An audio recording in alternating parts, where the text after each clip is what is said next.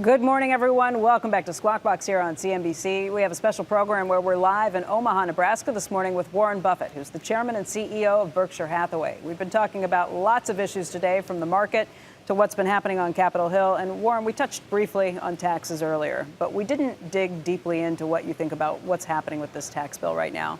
This is an area that you've written on, that you've spoken on pretty extensively in the past. You said earlier that this is not a tax reform bill, it's a tax cut. A tax cut. What do you think about it?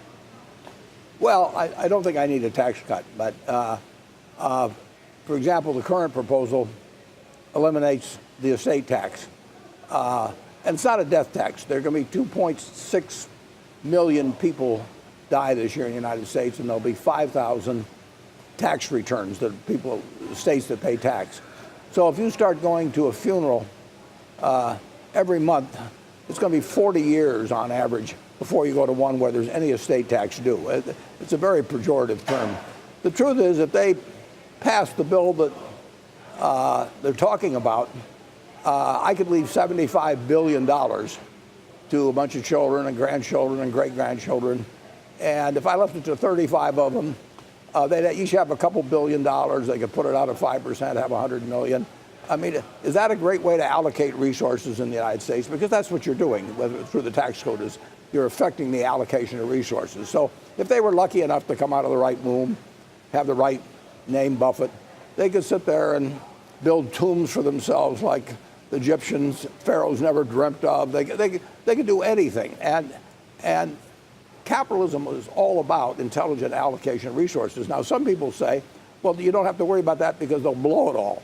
But if they blow it all, that means that they've done some dumb things with some important resources, and that's not good for capitalism. I don't think it's good for the children. I sure don't think it's good for a society where there's a ton of inequality to start with, and so I think that's a terrible mistake. For example. However, play devil's advocate here. Sure. You have 3 children who have foundations that each of them are running. Do you think that they're a better allocator of that money than the federal government?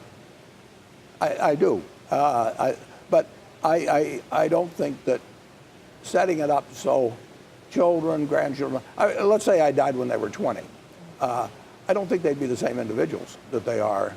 I didn't encourage that foundation program until they were in their 40s, and I'd seen what they'd done with their lives, and they'd had a chance to live for a long time, going to public schools, living just like other people in Omaha live. But I just think that I don't think we should have our Olympic team 20 years from now be the eldest sons of the Olympic team currently. And so it's the dynastic. I don't think a dynastic system with huge sums of wealth. And bear in mind, the wealthy are so much wealthier now than they were 25 years ago. We're talking about the 400 now having 2.4 trillion against 90 billion, 25 times as much money. So you have sprinkled around, you have these children and grandchildren that just with those 400 could have 2.4 trillion passed down to them. That's a lot of the resources in this country with a $20 billion, not even quite a $20 trillion GDP. I think it goes totally against what's built this country, what this country stands for. And if those 5,000 people can't stand to spend the 20 or 25 billion, they've got lots left over, believe me. Incidentally, it would be bad for philanthropy. I mean, a certain number of people would elect to set their kids up with billions and billions of dollars rather than have it go to philanthropy. But I don't think that's the primary reason, but I do think that'd be a byproduct. The estate tax is just one part of this. Let's talk about the corporate tax, first of all. Cut corporate taxes from 35% to 20%. Yeah. Well, if I haven't lost all my friends by now, I'll finish it off. We have a lot of businesses, 60 or 70. I don't think any of them are non-competitive in the world because of the corporate tax rate. I mean, American business earns a return on tangible equity under the present tax system that is extraordinary compared to history, the last 100 years in America. I'm talking about tangible equity, but that's the money you actually invest. You could, and the 5 largest companies in the United States by market value, that's almost 10% of the value of the market, they don't need capital. It is not like the old days where there's big steel companies and auto companies and oil refineries where huge amounts of capital were needed. But we do not, we are among the high earners of the world in terms of return on tangible assets. But just looking at the tax code, 35% is what we're supposed to be paying, what corporations are supposed to be paying.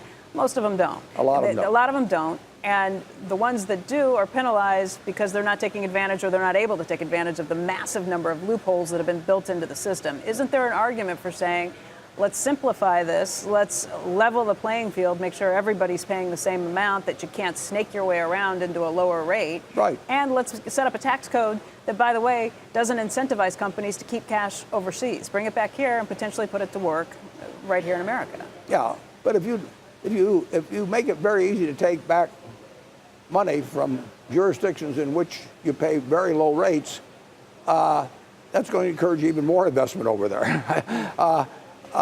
Because you'd still have a higher rate in the United States.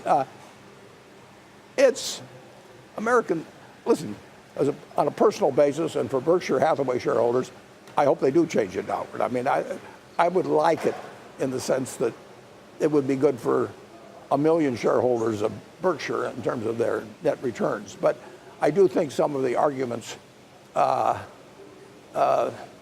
think people may find their nose growing a little bit after they make them.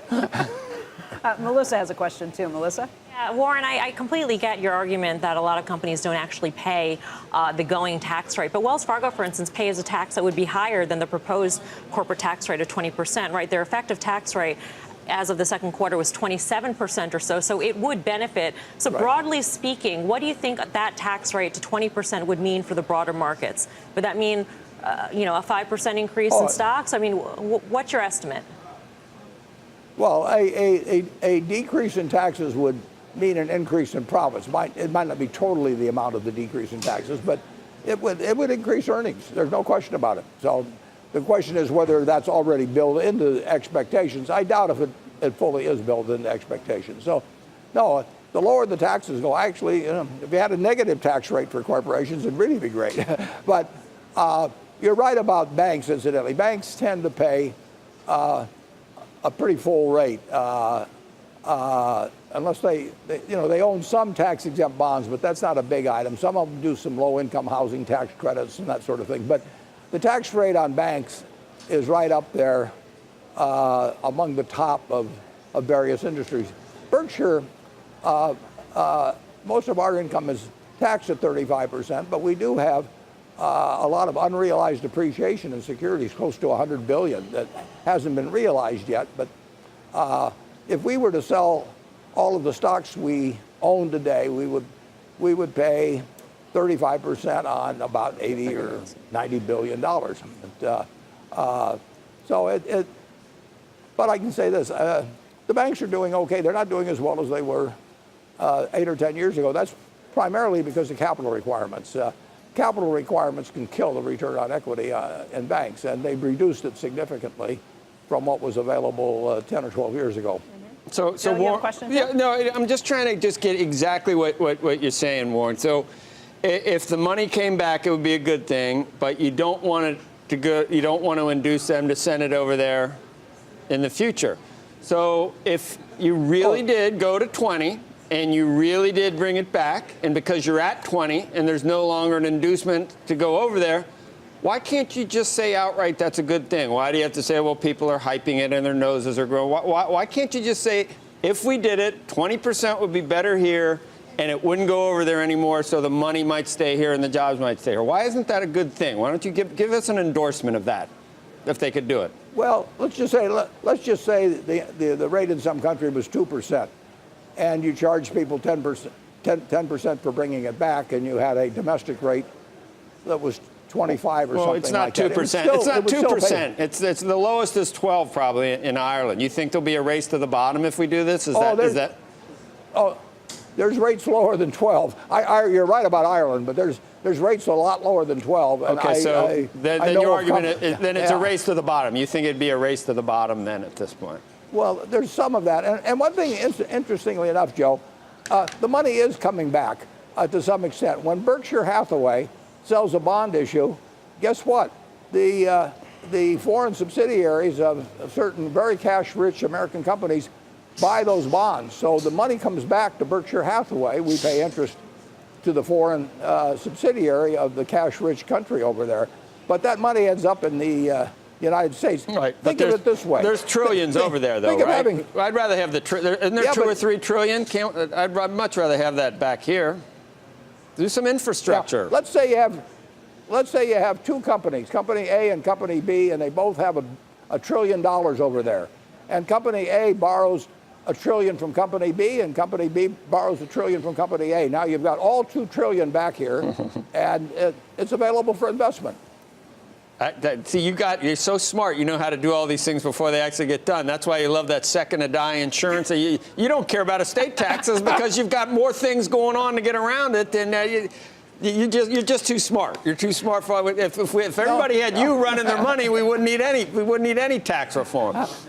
Yeah, I can tell you exactly the secret of not having any estate tax. Just give it all away. Right. Right. It'll eliminate all estate tax. Exactly. That's true.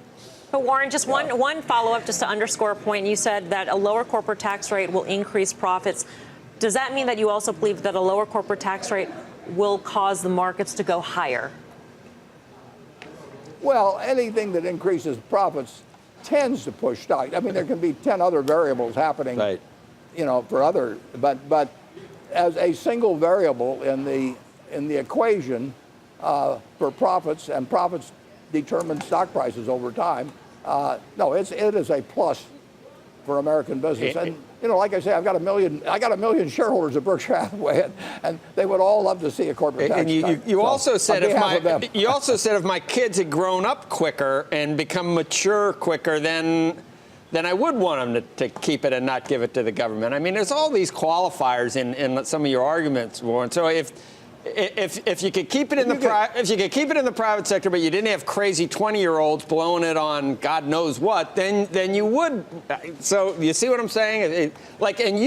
Maybe we should have a wealth tax on you. Maybe we should have taken 20% of what you have right now because you got too much right now. You can't possibly use it. So maybe we should just just start reallocating it now.